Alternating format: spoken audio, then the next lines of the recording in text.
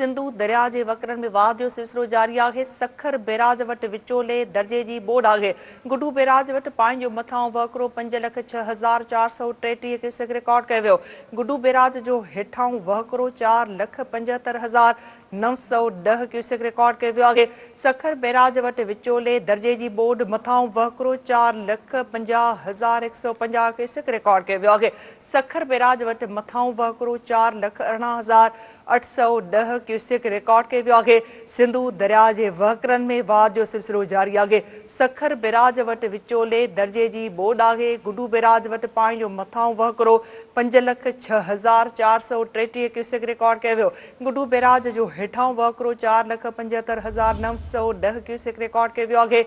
वधिक अपडेट्स लाइ असां राब्तो कयो आहे सिंध टीवी न्यूज़ जे रिपोर्टर किरपाल केसवाणी सां। किरपाल, आगाही ॾिजो हिन वक़्तु छा सूरत हाल आहे?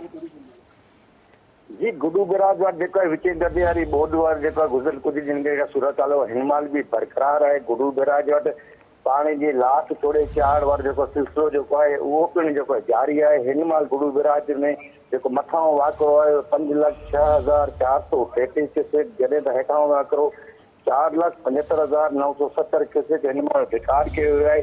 इहा सतह जेको आहे राति वधी बि सघे थी ऐं पिणु लही बि सघे थी, छाकाणि त गुडू बैराज वटि पाणी जी सतह में लाट ऐं चाढ़ वारो सिलसिलो मुसलसल जारी आहे। जी किरपाल, अपडेट करण लाइ वॾी महिरबानी।